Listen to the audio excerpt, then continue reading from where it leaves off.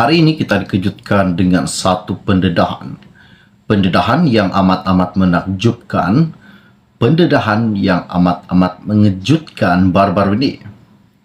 Dan seperti mana juga yang telah kita tahu, bahawa Khairy Jamaluddin telah pun dipecat daripada ahli UMNO dan beberapa menteri digantung jawatannya selama 6 tahun.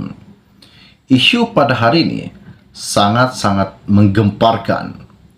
Dan seperti mana juga yang telah dinyatakan, antara alasan pemecatan Khairy ialah ucapan beliau dalam kempen PRU15 yang telah menyatakan parti itu sudah sesat dan mahu membersihkannya. Nampaknya Khairy Jamaluddin tengah berfikir bagaimana hendak menggantikan jawatan Presiden UMNO, dan baru-baru ini juga kita telah dikejutkan bahawa Khairy Jamaluddin telah pun dibuang daripada ahli UMNO. Apakah parti politik yang bakal Khairy sertai? Adakah Khairy akan menyertai Bersatu maupun DAP? Isu ini sangat-sangat menakjubkan pada hari ini. Okey, baiklah, sebelum saya meneruskan isu yang tergempar, yang terhangat, yang terpanas pada hari ini, mohon kiranya pertimbangkan, tolong tekan butang subscribe dan tolong sharekan video ini. Terima kasih semua. Hari ini isu yang tergempar saya ambil daripada BH Online. Ianya berkata, sekiranya saya menjadi sebagai Presiden UMNO, kata Khairy Jamaluddin. Baru-baru ini ia telah mengatakan di media sosial bahawa sekiranya ia menjadi Presiden UMNO, apakah yang bakal Khairy Jamaluddin lakukan jika ia menjadi Presiden UMNO. Namun malang tidak berbau, Khairy telah pun dipecat daripada UMNO. Mesyuarat Majlis Kerja Tertinggi MKT UMNO pada Jumaat lalu memutuskan untuk memecat bekas ahli Parlimen Rembau Khairy Jamaluddin atas dakwaan melanggar disiplin parti. Ucapan bekas Ketua Pemuda UMNO ketika berkempen sebagai calon Barisan Nasional BN di Parlimen Sungai Buloh pada pilihan raya umum ke-15 PRU15 lalu dikatakan menjadi asas kepada pemecatan berkenaan. Dalam kempen pilihan raya tersebut, Khairy Jamaluddin antara lain menyatakan UMNO sudah sesat dan mahu membersihkannya, yang didakwa menjadi pencetus meragut kestabilan politik parti berkenaan. Bagaimanapun, Khairy tidak melihat kritikan keras secara terbuka terhadap UMNO dan pucuk pimpinan parti itu sebagai pelanggaran disiplin yang besar sehingga boleh dipecat. Ditanyanya kemungkinan beliau akan turut mengambil tindakan sama memecat jika menjadi Presiden UMNO dan Datuk Seri Dr. Ahmad Zahid Hamidi atau mana-mana pemimpin parti itu melemparkan kritikan keras terhadapnya, Khairy Jamaluddin menegaskan akan memilih laluan yang berbeza. Beliau berkata, jika menjadi Presiden UMNO dan berada di tempat Ahmad Zahid Hamidi, tindakan utamanya ialah memastikan jawatan Presiden serta timbalan Presiden terbuka untuk dipertandingkan dan perwakilan atau mana-mana pimpinan boleh mengkritik kepimpinannya secara terbuka. Katanya Khairy, saya tidak akan menutup pemilihan parti untuk jawatan nombor 1 dan 2. Saya akan buka. Saya akan cakap ini adalah medan terbaik untuk kita bahas dan mendapat mandat daripada perwakilan. Saya tidak akan menutup ruang demokrasi.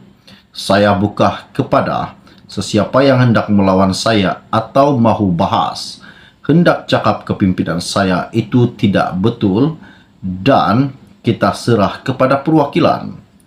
Itu cara yang lebih baik untuk kita menyelesaikan apa saja perselisihan pendapat dalam parti. Ini tidak terus dipecat tanpa mengikut proses perlembagaan sedia ada, katanya Khairi Jamaluddin baru-baru ini. Mesyuarat Majlis Kerja Tertinggi MKT UMNO dipengerusikan Ahmad Zahid Hamidi memutuskan untuk memecat Khairi dan bekas ahli Parlimen Tanjung Karang Tan Sri Noh Omar atas dakwaan pelanggaran disiplin parti.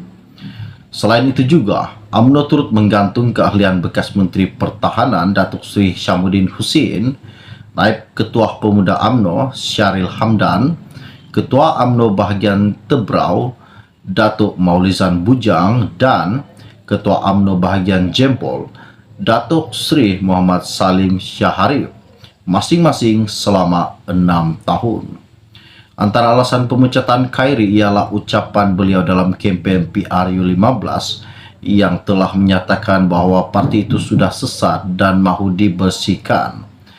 Dalam temu bual bersama beberapa media selepas Khairi dipecat, Khairi mendakwa ia tidak mengikut prosedur apabila beliau terus dikenakan tindakan itu tanpa sebarang peluang untuk memberi penjelasan dan mempertahankan dirinya.